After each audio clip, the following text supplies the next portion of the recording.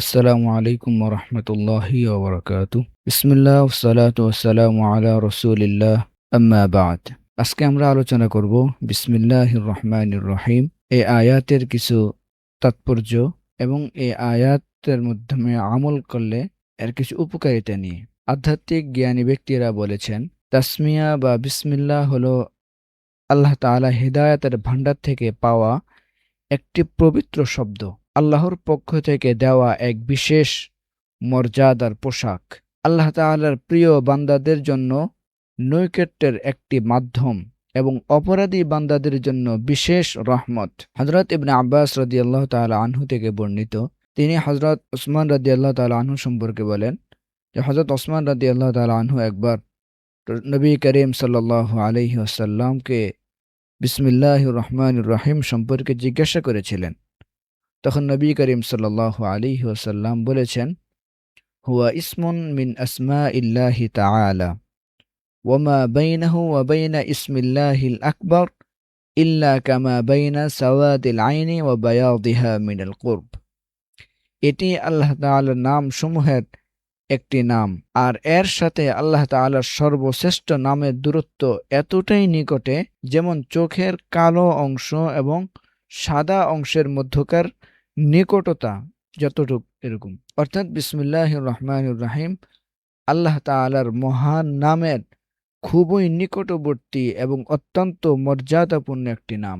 এই হাদিসটিকে ইমাম হাকিম আন-নাইসাবুরি রাহমাতুল্লাহি আলাইহি তার মুস্তাদরাক গ্রন্থে বর্ণনা করেছেন এবং এই হাদিসটিকে সহিহ বলেছেন। হযরত জাবের রাদিয়াল্লাহু তাআলা আনহু থেকে বর্ণিত, তিনি বলেন, যখন বিসমিল্লাহির রহমানির রহিম নাজিল হলো, তখন মেঘ পূর্ব দিকে সরে যেতে লাগলো, বাতাস শান্ত হয়ে গেল, সমুদ্র উত্তাল হয়ে উঠল, পশু পাখি তাদের কান খাড়া করে মনোযোগ দিয়ে তারা শুনতে লাগলো এবং আকাশ থেকে শয়তানের উপর পাথর নিক্ষেপ করা হলো। তখন আল্লাহ তাআলা তার মহিমার শপথ করে বলেন, আমার নাম কোনো কিছুর উপর উচ্চারণ করা হলে আমি তাকে আরোগ্য দান করি এবং আমার নাম কোনো কিছুর উপর উচ্চারণ করা হলে আমি তাতে বরকত দান করি। সুবহানাল্লাহ। রাসূলুল্লাহ সাল্লাল্লাহু আলাইহি ওয়াসাল্লাম এক হাদিসের মধ্যে বলতেছেন, ইযা আথারাত বিকা দাব্বা ফালা তাকুল তাইসা শাইতান।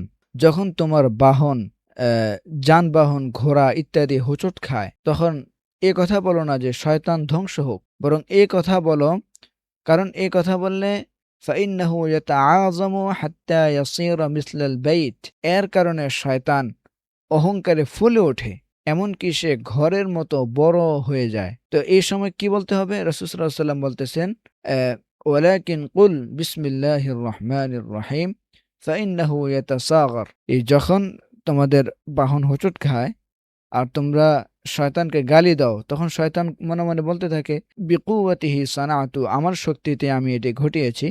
তখন রাসূল সাল্লাল্লাহু আলাইহি ওয়াসাল্লাম বলতেছেন, ওই মুহূর্তে তোমরা বলবা বিসমিল্লাহির রহমানির রহিম।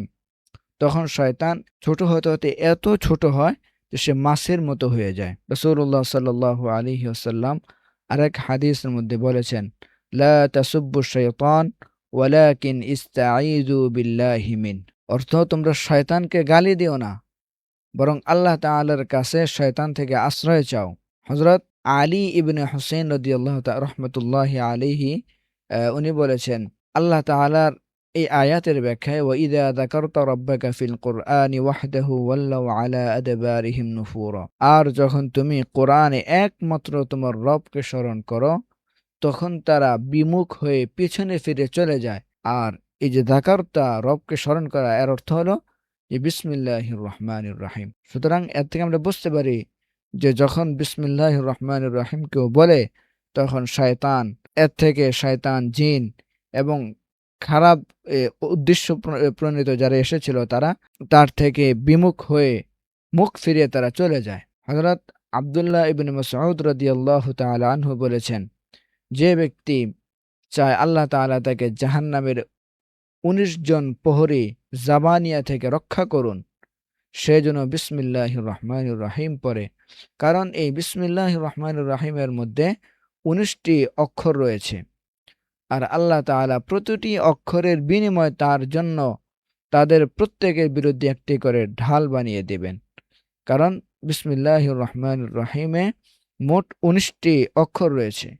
আর জাহান্নামের ফেরেশতাদের সংখ্যাও ১৯, যাদের সম্পর্কে আল্লাহ তাআলা নিজেই কোরআনে বলতেছেন আলাইহা তিসআতা আশার, যে জাহান্নামের উপরে রয়েছে ১৯ জন প্রহরী। আর তারা প্রত্যেকেই তাদের প্রত্যেক কাজ শুরু করার আগে তারা বিসমিল্লাহির রহমানির রহিম বলে।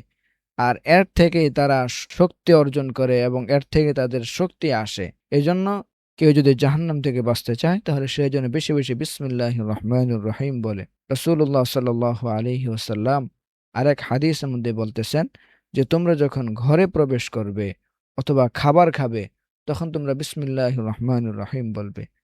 যে রাসূল সাল্লাল্লাহু আলাইহি ওয়াসাল্লাম বলতেছেন ইযা দাখালা আর-রাজুলু বাইতাহু ফাযাকারাল্লাহ ইনদা দুখুলিহি ওয়া ইনদা তুআমিহি ক্বালা আশ-শাইতান লা মাবিতা লাকুম ওয়ালা আশা। যখন কেউ ঘরে প্রবেশের সময় এবং খাবারের সময় আল্লাহ তাআলার নাম স্মরণ করে তখন শয়তান বলে যে তোমাদের এখানে, তোমাদের ঘরে বা তোমাদের খাবারে থাকার বা অংশগ্রহণ করার আমার কোনো আর সুযোগ নেই। রাসূলুল্লাহ সাল্লাল্লাহু আলাইহি ওয়াসাল্লাম আরেক হাদিসের মধ্যে বলতেছেন যে কুল্লু আমরিন যী বালিন লা ইউবদা ফীহি বিবিসমিল্লাহ ফাহুয়া আবতার। যে ব্যক্তি কোনো গুরুত্বপূর্ণ কাজ আল্লাহ তাআলার নাম নিয়ে শুরু করলো না তার সে কাজটি বরকতহীন, লেজ কাটা। এজন্য আমাদের উচিত যে কোনো কাজ শুরু করার আগে বিসমিল্লাহ বলা।